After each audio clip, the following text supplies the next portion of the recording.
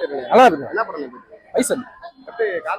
எல்லாமே சூப்பரா இருக்கு. அவர் அமீர் சுல்தான் இல்ல இனிமேல் அவர் வேற அமீர் பாண்டியன்.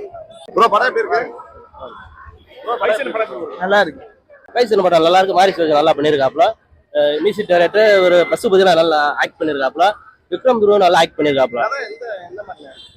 அதான் மாநிலத்து கணேசன் இருக்காப்ல, அவரோட ஸ்டோரி தான். அதை வச்சு மாரி செல்வராஜ் மேக்கிங்ல பண்ணியிருக்காப்ல. சூப்பரா இருக்கு. ஓப்பனா சொல்லணும்னா இதுக்கு முன்னாடி நடந்த படம் எடுத்ததுனால அது மாதிரி படம் மாதிரி இது அப்படி ஒன்றும் இல்லை. Very disappoint. ரொம்ப நல்லா இருந்துச்சு. சொசைட்டிக்கு தேவையான மாதிரியா இருந்துச்சு. அப்ரேஷன் மாரி செல்வராஜோட ஜென்ரலான கான்செப்ட் தான். ரொம்ப நல்லா இருந்துச்சு. யாருக்கான படம் என்ன மெசேஜ் வச்சிருக்காங்க? சொசைட்டிக்கான படம், தேவையான படம். எல்லாரும் பார்க்கலாம். எல்லாருமே பார்க்கலாம். வழக்கமான மாரி செல்வராஜ் படம் வழக்கமானா இல்ல, அவரோட கருத்துக்கள் அந்த ஐடியாலஜி வச்சு யூனிக்காவே நல்லா பண்ணிருக்காங்க. விக்ரம் எப்படி சூட்டா இருக்காப்ல? ரொம்ப நல்லா ஆப்டா இருக்காரு. ஆப்டா இருக்காங்க. ஆமா, அவரோட பெர்ஃபார்மன்ஸ் எப்படி இருக்கு? நல்லா இருந்துச்சு. நல்ல ஒரு ரா அந்த கேரக்டருக்கு தேவையான மாதிரி ரொம்பவே நல்லா இருந்துச்சு. சஸ்பென்ஸா அமீரும் இன்ட்ரோ듀ஸ் பண்ணிருக்காங்க படத்துல. ஆமா, இந்த வீக்கெண்டுக்கு ஏத்த படமா இருக்கும். நல்லா இருக்கும். அந்த மத்த படத்தை விட இந்த படம் நல்லா இருக்குன்னு நினைக்கிறீங்க? கண்டிப்பா நல்லா இருக்கும். பைசன் ப்ரோ படம் எப்படி இருக்கு? படம் சூப்பரா இருக்கு. கதை நல்லா விறுவிறுப்பா போச்சு. ஸ்லோவா போகாம நல்லா ஸ்பீடா போச்சு. குரு விக்ரம் வேற லெவல் நல்லா பண்ணிருக்காரு. சூப்பரா பண்ணிருக்காரு. பக்காவா இருக்கு. இன்னொரு தடவை போய் பார்க்கலாம். படம் நல்லா இருக்கு. படம் வந்து ஸ்போர்ட்ஸ் ட்ராமா தான். ஃபுல்லா 90 நடந்த கதைக்களத்தை வந்து ஒரு தென் மாவட்ட இளைஞன் எப்படி வெற்றி பெற்று வர்றேன், அவனுக்கு என்னென்ன பேக் சைடு எவ்வளவு அரசியல் நடக்குது எல்லாம் மையப்படுத்தி எடுத்திருக்காங்க. நல்லா இருக்கு, பார்க்கலாம். வெள்ள படம் நல்லா ஃபுல்லாவே 1.5 இது வருது. 2.25 மணி நேரம் வருது. நல்லா வருது. அமீர் ஆக்டிங் நல்லா இருக்கு. கதை வந்து அதான் தென் தமிழத்துல நடக்கிற ஜாதி பிரச்சனையை சொல்லி அவர் எப்படி முன்னேறி வந்தாருன்ற மாதிரி நல்லா இருக்கு. படம் சூப்பரா இருக்கு. நல்லா இருக்கு. ஸ்கிரீன் பிளே ஆக்டிங்லாம் நல்லா அருமையா இருக்கு. ரெண்டாவது அந்த ஃபிலிம் டைப்ல அந்த ஃப்ரேம் சென்ஸ் எல்லாம் சூப்பரா இருக்கு. அருமையா இருக்கு. சாங்ஸ் அந்த அளவுக்கு நான் கவனிக்கல. பட் நான் வந்து சினிமா டைப் தான் பார்த்தேன். நல்லா இருந்துச்சு. யாருமே இந்த படத்தை குறை சொல்லவே முடியாது. அந்த அளவுக்கு அவ்வளவு சக்சஸ்ஃபுல்லா எடுத்திருக்காரு படத்தை. நிறைய பேர் வந்து படம் வர்றதுக்கு முன்னாடியே சில பொருளிகள்லாம் கிளப்பினாங்க. இந்த தலைவர் வச்சு எடுத்துருக்காங்க, அந்த தலைவர் வச்சு. யாராலையும் எந்த குறையுமே சொல்ல முடியாது. அந்த அளவுக்கு அவ்வளவு சக்சஸ்ஃபுல்லா வந்திருக்கு படம். மிகப்பெரிய வெற்றி படம். இது மாரி செல்வராஜோட அடுத்த லெவலுக்கு இந்த படத்தை காமிக்குது. படம் எந்த ஒரு சின்ன இடத்துல கூட லாக் ஆகல. அவ்வளவு அருமையா இருக்கு. இன்னும் அவ்வளவு ஆர்வத்தை தூண்டுது. படம் முடிஞ்சுமே அந்த சீட்டை விட்டு எந்திரிச்சு வர முடியாத அளவுக்கு இருக்கு படம். சீட்டை விட்டு எந்திரிக்க மனசு இல்ல. கடைசி பேர் ஓடி கடைசி லைட்டை போட்டு வெளியில போனதுனால வெளியில போற அளவுக்கு இருக்கு. அந்த அளவுக்கு படம் அருமையா இருக்கு. இந்த மாதிரி படம் இந்த வருஷத்துல வந்து மிகப்பெரிய பிளாக் பஸ்டர் படமா இருக்கு இந்த படம். எவ்வளவு அளவுக்கு எதிர்பார்த்தோமோ அந்த எதிர்பார்ப்பு மிகப்பெரிய அளவுல பூர்த்தி செஞ்சிருக்கு படம். இது வந்து சாதி வாரியான சிந்தனை உள்ளவங்களுக்கு தான் அப்படி தோணும். சாதினா என்னன்ற வரலாறு தெரிந்தவங்க வந்து கண்டிப்பாக மாரி செல்வராஜ் போன்றவங்க அல்லது பாரஞ்சித் தோழர்கள் போன்றவங்கள அப்படி பார்க்கறதுக்கு வாய்ப்பு இல்லை. அந்த மாதிரி பார்க்குறாங்க அப்படின்னா அதை மாற்றுவதற்கான முயற்சி தான் இந்த மாதிரியான படங்கள்லாம் வெளிவரும். இப்படிதான் நம்ம பார்க்க முடியும். வரலாறு தெரியணுங்கிறது கபடியெல்லாம் ரொம்ப சாதாரண விளையாட்டுன்னு தான் நம்ம பார்த்துட்டு இருக்கிறோம். பட் கபடிக்குள்ள இருக்கிற அந்த அரசியலை வந்து இது வரைக்கும் கொண்டு வந்ததில்லை. ஹாக்கி, ஃபுட்பால், கிரிக்கெட்டை பத்தி பேசியிருக்கிறோம்.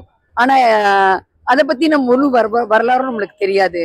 ஒரு விளையாட்டை நம்ம விளையாட்டா பார்க்கறதுக்கு பின்னணியில அதோடைய உழைப்பு என்ன, விளையாட்டு வீரர்களுடைய அரசியல் என்ன, அந்த விளையாட்டு களத்தை உருவாக்கக்கூடிய அரசியல் என்ன, இது எதுவுமே தெரியாம தான் நம்ம எல்லாத்தையும் பார்த்துட்டு இருக்கோம். பட் இதுல எல்லாத்தையும் அக்குவர ஆணிவர நேர்மையுடன் அவர் வந்து இந்த படைப்பை படைச்சிருக்கிறார். இது வந்து அந்த மேட்சை நாங்க அந்த காலத்துக்கு போயிட்டோன்னு.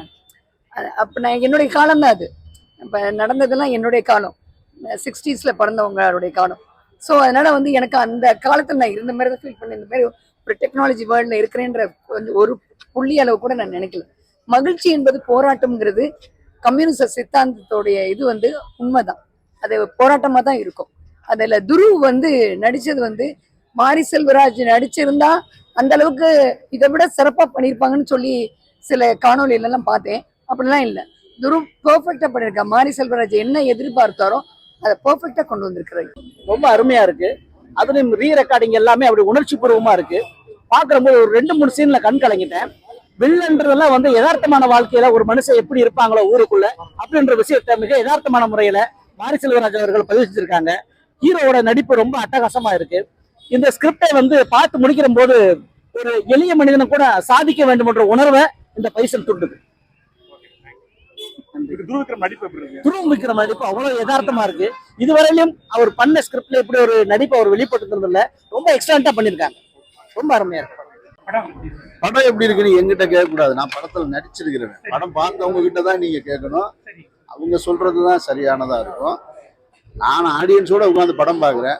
கடைசி எண்டு டைட்டில் கார்டு வரைக்கும் யாருமே எந்திரிக்கலன்றது அந்த படம் அவர்களை ஈர்த்திருக்கு அப்படின்றத நான் நம்புறேன். அதை வச்சு நான் முடிவு பண்ணிக்கிறேன். சார் படம் சூஸ் பண்ணது என்ன காரணம் சார்? ஏற்கனவே இவ்வளவு நேரம் சொன்னேன். அதுவும் சரி, நாங்க ஃபாலோ பண்ணல சார். இப்பதான் யூடியூபர்ஸ் நான் கேட்கக்கூடாது அந்த கேள்வி. அதாவது தென் மாவட்டங்கள்ல ஒரு 2 சமூகத்தாருக்கு வந்து ஒரு 30 ஆண்டுகளுக்கு மேலாக ஒரு பகை இருந்துகிட்டே இருக்கு. இந்த பகையை யார் தொடங்கினாங்கன்னு தெரியாது, என்ன காரணத்துக்காக தொடங்கினாங்கன்னு தெரியாது. இந்த பகைக்கு ஒரு முற்றுப்புள்ளி வரணும். இந்த படத்துல நாயகன் ஒரு வசனம் பேசுவான். நான் பிறப்பதற்கு முன்னாடியே, எங்க அப்பாவான நீங்க பிறக்கிறதுக்கு முன்னாடியே, உங்க அப்பா தாத்தா என்னுடைய தாத்தா பிறக்கிறதுக்கு முன்னாடியே இந்த பகை இருக்கு. ஆனா எனக்கு இந்த பகைக்கு எந்த சம்பந்தமுமே இல்லை. ஆனா என் மேலேயும் இந்த பகை விழுந்துகிட்டே இருக்கு. இதுல இருந்து நான் எப்ப வெளியே வர்றது அப்படின்ற ஒரு கேள்வி இருக்கு இல்லையா? இந்த கேள்வியை தான் இயக்குனர் மாரி செல்வராஜ் என்கிட்ட சொன்னார். இப்படி ஒரு பகை இருக்கு சார், இந்த பகையை தீர்க்கிறதுக்கு நான் ஒரு படம் பண்றேன். என்னுடைய நோக்கம் அதுவாக இருக்கு. பகையை இன்னும் தூண்ட என்னுடைய நோக்கம் இல்லை, பகையை தீர்க்கணும் அப்படின்றதான் என்னுடைய நோக்கமாக இருக்கு. அதுக்கு உங்களுடைய உதவி வேணும். இந்த கேரக்டர்னு பேரை சொல்லி தான் என்கிட்ட சொன்னார். ஏன்னா இதை வேற யாருமே பண்ண மாட்டாங்க. இதை பண்ணும்போது சாதிய அடையாளம் விழுகும். ஆனா நோக்கம் நல்ல நோக்கமாக இருந்ததுனால மாரி செல்வராஜுடைய நோக்கத்தை நான் பாராட்டி கண்டிப்பா நான் பண்றேன். 2 சமூகத்துக்குள்ள ஒற்றுமை ஏற்படணும்னா அதுக்கு என்னுடைய பங்களிப்பு இருக்கும்னு நான் ஒத்துக்கிட்டேன். நன்றி.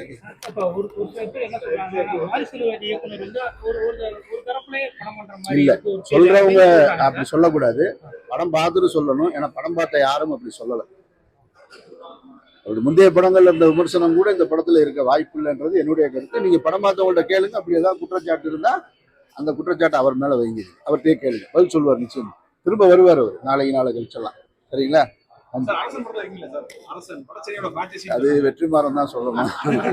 அது வெற்றிமாறன் அது இயக்குனர் சொல்லாம நான் எதையுமே முடிவு பண்ண முடியாது. அவர்தான் சொல்லணும். ஒரு படத்துக்கு இயக்குனர் தான் கேப்டன். இருக்குன்னு சொன்னா இருப்பேன், இல்லைன்னா இல்ல. இருந்தா எனக்கும் சந்தோஷம் தான். நல்ல காம்போவா இருக்கு, நல்லா இருக்கு. தென் மாவட்டத்துல வந்து இரு அமைப்புக்குள்ள ஒரு வெறுப்பு, இரு சமூகத்துக்குள்ள அமைப்பு இல்ல. ஆனா இன்னைக்கு அதெல்லாம் கடந்து இன்னைக்கு இருக்க காலகட்டம் ஓரளவுக்கு ஒரு சில இடங்கள்ல அந்த மாதிரி நடக்குது. ஆனா அதெல்லாம் கடந்து இன்னைக்கு அந்த ஒரு சில இடத்துலயும் நடக்க கூடாது. சமூக வலைதளங்கள்ல சண்டை போட்டுக்கிற கூடாது. கத்தி எடுத்து சண்டை போடுறது மட்டும் சண்டை கிடையாது. கத்தியால வெட்டுறது, துப்பாக்கியால சுடுறது, குண்டு போடுறது மட்டும் இல்ல. படித்த சமூக வலைதளத்துல கூட சண்டை போட்டுக்கிறாங்க இல்லையா? என் சாதி உயர்ந்தது, உன் சாதி உயர்ந்ததுன்னு. அந்த சண்டையும் இருக்கக்கூடாது. தமிழ் சமூகமா இணையணும் அப்படின்றது என்னுடைய நோக்கம், இயக்குனருடைய நோக்கம் அதுவா இருந்திருக்குன்னு நான் நம்புறேன்.